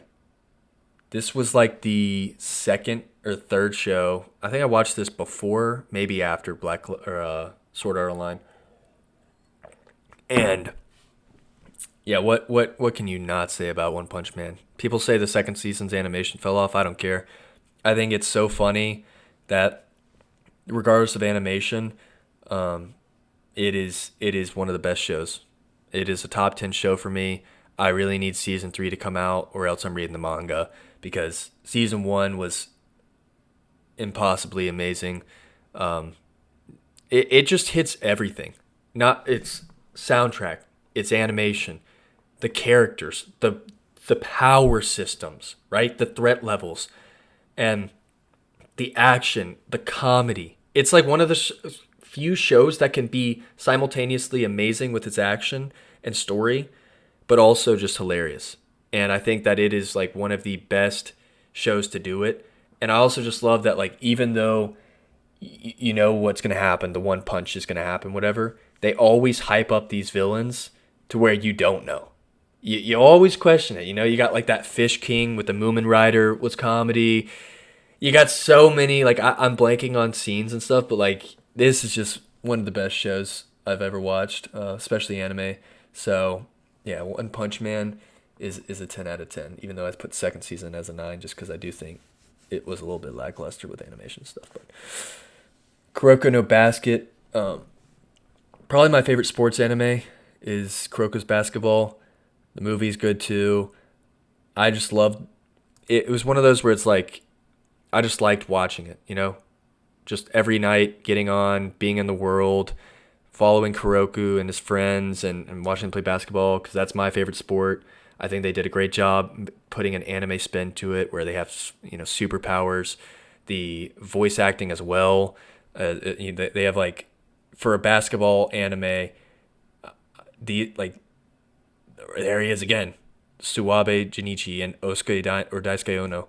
Like, these guys are in Attack on Titan. These guys are in a million anime as some of the premier voice actors in the industry, and they're in this show too. So that was a bonus as well. Let's touch on Steins Gate real quick. Steins Gate was a very early on show as well. One of my first 10 I watched. And I remember like the first 13 episodes, whatever it was before Mayuri, is that her name? What's her name? Yeah, Mayuri. So if you haven't seen the show, quickly blur your ears. But when Mayuri got fucking railed by that subway, and then shit hit the fan, and Rintaro had to basically like solve a thriller for the rest of the show. That span from like 13 to 24 is some of the best sci-fi thriller I've ever watched. It's some of the best thriller I've ever watched. Like, it is so interesting and fascinating the way that they tell this story and the way that Okabe tries to resolve these situations. And then just the whole, like, the last couple episodes when there's the revelation of like it all started at the very beginning, everything leads back to that very first moment and stuff like that. Like, it is just pure masterpiece in storytelling. And one of my favorite shows of all time. The movie Steins Gate Zero even was an amazing show. Like, I gave it a 9, but that's still like an S tier show. So I think Steins Gate, if you're big into sci-fi, if you're big into thriller and mystery, you gotta watch Steins Gate. A Silent Voice. A Silent Voice is, wow, we're getting close to 2 hours here. We keep pushing through. Silent Voice, I thought was a very good movie, but not as good as Your Name. I didn't really cry to it. The main guy, who's like this bully who has like a turnaround, wasn't really vibing with it. And I still thought it was an amazing movie, but I didn't think it was as good as Your Name. Parasite. Parasite is it's also one of the most popular shows. It's kind of like Erased. Watched around the same time back in college. And Shinichi, the transformation he goes through is staggering. He's one of the most transformative characters out there. Just goes through so much. I love the premise, the parasite elements to it, and how they leak into society. There's a couple of scenes throughout the show that just like blow your mind with what happens in them. And yeah, overall just a solid show. Like, probably S tier. I'd give it S tier. I mean, you can see where it is. It's a 9 out of 10. It's right up here. So, No Game, No Life. Really like this isekai. It has like this reddish, pinkish, bright colorful hue aesthetic to it that I love. And I also love the concept of them basically playing these games in this world. And the best gamers are the most powerful and stuff. But it's very short, and there was a lot left that I feel like they could explore in the material that they need to make another season for. We'll touch on this in a sec. Hunter x Hunter. One of my favorite shonen. Like, this one's close with Naruto for me, as far as like which one's better. Because I think if you do Naruto Shippuden, and Boruto together, I might lean to Hunter x Hunter just because there's so much filler in those.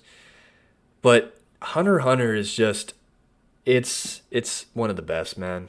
I'm running out of words to use at this point in this video. So many arcs are amazing. It's an amazing adventure. I love all the characters and the supporting characters. The battle system's one of the best battle systems with Nin. Um, I think that the Khmer Anarch was a little dragged on, and like the whole like voice or the commentator, the guy who's the narrator who's describing things, like there's times where like there's 3 or 4 episodes that go by and they're still walking up a staircase and he's narrating it, but yet all this stuff goes down. So I feel like the pacing and some of the arcs are slow, but it doesn't get better than this. Like Merum's fight versus what's his name, the old guy Netero was hype. All the different fights that go down are just incredible. Yeah, I mean Hunter x Hunter's one of the best rated shows, most popular shows for a reason. I'm on board with it too. Let's see, Redline. Redline is a good movie as well, all about adrenaline racing in outer space. Full Metal Alchemist. I gave this a 9, and it is a solid show. Uh, but my problem with Full Metal or FMA, bro, is I watched it just like Neon Genesis, where I was working and I had it on my laptop on the side while I was watching it. So like, yes, it has a amazing supporting cast, lots of good voice acting, and scenes with just action and storytelling, and it is a complete show as far as what it offers. It offers comedy, it offers good dialogue, good story, good power system. It offers a bunch and great moments too with like what's his name? It's like what's his name? I'm blanking on it. Where he's lighting the dude on fire. Roy Mustang like snapping his fingers, lighting that fucking glutton or whatever his name is on fire. So yeah, I just think I kind of didn't have the right experience as I watched it. Like I wasn't fully immersed on a couch watching this, and that's why it's a little bit lower. And I also think just even though the themes and what it tackles is pretty heavy and mature, its style and the main characters are a little bit more like age 15, if that makes sense. Like they're more targeted towards that audience. Code Geass, this is where I was talking about mecha. I think this is probably my favorite mecha anime, if you would call it that. It's basically Death Note mecha. So it's got thriller, it's got mystery, mind games, and it's plenty of stuff. It's also got one of the best endings. Lelouch was a great character, and yeah, that's why it's this high up. Stranger was a movie, pretty older movie, but really good. I just skipped over it. There, you can see. Here's the 10 out of 10. So, like this to me, all these 10 out of 10s are just some of the best out there. You can kind of see we've touched on a few of these, like Vinland Saga, Jujutsu Kaisen, One Punch Man. But here's Your Name. Your Name is probably my favorite anime movie. I mean, if we're talking like I want to get blasted and watch some action, it's not going to be Your Name. It's probably going to be like Black Clover or Dragon Ball Super Broly or something like that. But the emotional resonance with this movie, the soundtrack, like, dude, I can't even tell you how much this soundtrack means to me. Like, before I even knew this was from this movie, and I was getting into like all the anime music, I had probably 10 songs that were in this movie that I would listen to for an entire summer, and most of it was just instrumental. And then you'd have Radwimps singing it out, and I don't know what it is about it, but it was just so soul crushing. So it just made me so emotional. That like when I finally saw the movie, and it matched its beauty, and the rom com, and just the like the way that it was told, and the premise of the movie, it was just so perfect. It's such a perfect movie in my mind. I absolutely love Your Name, and I don't know if there will be a better movie out there, to be honest. And then we have we have 3 more shows. So let's talk about the last 3, and then we're done. I'm happy to go back and interact in the comments. I'm happy to make another follow-up on this and talk about other shows in depth. But to me, I just wanted to get some anime content out there. So let's wrap this thing up. Death Note is not my number 1 anime. It just happens to be up there at the top, but it is a 10 out of 10. Death Note is impact. I'm trying to think of how to word it. Death Note was my gateway anime, where like I started with Yu-Gi-Oh before I knew it was anime. I got into Dragon Ball before I knew it was anime, and then I took a whole break. Never really got into it. And then when I was going through some rough times in college, emotionally and just all that, and I was looking for something to lean on, anime is really what saved me in a lot of ways. And I didn't really mention that in the beginning of this video, but like that's why anime is such a big passion of mine, because when I needed something, like when I needed an outlet, somewhere to escape or just become different, anime was there for me. And it took over a large part of my life in college. And a lot of that was thanks to Death Note, because whatever the case was, whatever the situation was, I looked into anime. I was like on Reddit, top 5 anime to watch, and Death Note kept showing up. And so I finally started it. Second episode happened. Light outplayed L, or L outplayed Light. I was fucking mind blown, and I was hooked. And I watched every episode, and I remember the exact room setup I had with the TV in the corner.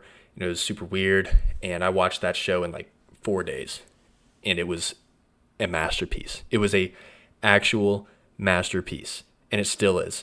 And I've seen this show multiple times. I think I've seen it 2 or 3 times with friends on various occasions, and then I've seen it myself again once or twice. So I've seen it like 5 times, and it's still a 10 out of 10. The meme quality, right? And then I eat this chip, right? And all of the different like dubbing and stuff that you see on YouTube and like edits with L and stuff like that. It's so memeable, but it's also just like such a great thriller. So many mind games. The way that the story intertwines and is just the way that it plays out is brilliant in my mind, and I love watching it. I can't recommend it enough to anyone who's getting into anime or wants to watch a good show. Death Note is solid. But if Death Note's SS, if a lot of these shows like One Punch Man and whatever else or Jujutsu Kaisen, if all those are top 10, Vinland Saga, if all those are top 10, this is like a tier above. This is like SSSS plus busted broken ass tier. And there are 2 shows, 2 series that go in there for me. Gintama and Attack on Titan. And they go in for different reasons. Emotionally, well, I guess they're both very emotional for me. Sorry, I need to... Anyways, I don't really have a 1 or 2. I think in the past I basically said number 1 is Attack on Titan. But I think they're both interchangeable for different reasons. Gintama is Spy Air, right? Like, it has 20 something fucking openings and endings, and a lot of it was done by Spy Air. And some of my favorite songs, not just anime, right? Not just anime, but some of my favorite songs of all time come from Spy Air, come from Gintama as the show. Like Some Like It Hot, right? One of my favorite songs of all time. So from a soundtrack and a hype track and an emotional song or music theme, whatever you want to call it, Gintama is one of the best works I've ever experienced. I don't know how else to word it. The music is god tier, and Gintama is what I'm trying to say. And as far as movies and all the different shows and seasons that Gintama has, all of them are SS tier for me. Like the first movie, or the Benizakura arc movie, great. The second movie, where it's like this dystopian future and Gintoki's this dickhead, like literal dickhead, and then there's the final sequence with him on the battlefield. Like, I had literal chills watching that and laughing my ass off at the same time. And that's like what this show is. This show simultaneously gives you chills from the stakes and just the emotional beats, as well as it's just a great fun ride of comedy and fun. And it does it so beautifully, because I don't know. I would spend like the next 2 hours talking about just these 2 shows alone. But like, I think the beauty of Gintama is that it, for so much of the show, is so goofy and lighthearted. It's so episodic. It's very much a joke on itself. And you have to watch a lot of anime to get some of the jokes too. But I just think like it's so lightheartedness and fun. And then when it gets serious, it almost like is a shock to your system. and it like really messes with you. Like when Gintoki finally gets serious, I think it hits harder just because for so long you don't see that. And so when he is serious, it means something.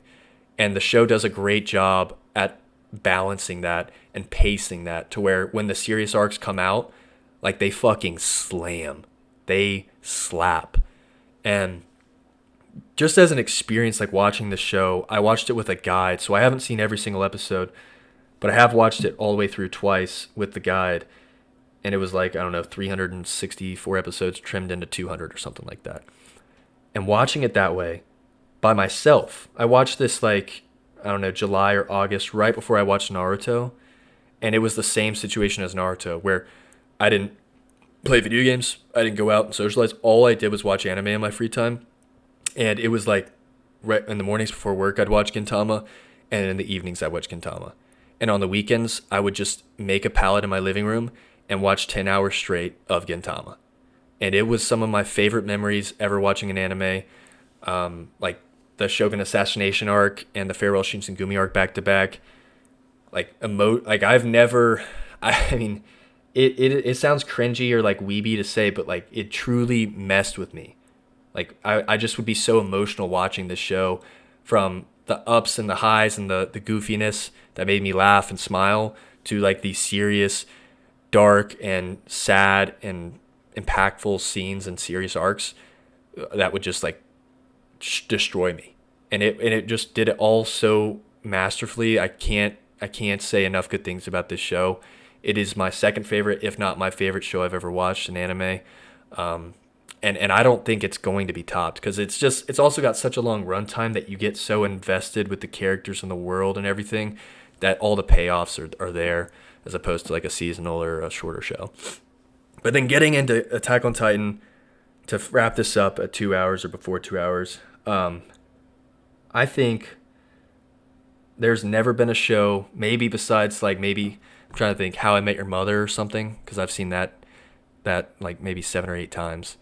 But besides that, I've never been more emotionally destroyed by a show than Attack on Titan. And I didn't give it, at the beginning, I didn't give it a chance. Like the first couple episodes, I remember watching like the first 2, and the Titan designs just threw me off. I was like, this just looks weird. Like I'm not into this. And then a couple months later, got back into it, and it was the best decision I ever made in college. I've seen Attack on Titan more than any show on this list. I've seen it like 6 or 7 times, all the way through. I've watched certain episodes tens of times, certain arcs tens of times. The soundtrack is god tier. Hiroyuki Sawano and the music, you saw it on the anime playlist. I had like 30 songs from Attack on Titan. There is not a single bad song. And I can't describe it. I'm not a music buff, so I don't know how to describe the notes and what makes me feel a certain way. But the way that the music makes me feel in scenes and throughout the show, like I literally cry so many times, so many instances watching this show. There are times when like I'm driving 2 hours somewhere and I'm just listening like to the instrumentals of Hiroyuki Sawano, and I'm tearing up thinking about like what the scene is in the show. Or like I'm in the shower and I'm doing the same thing. It's just such an emotionally resonant soundtrack and show.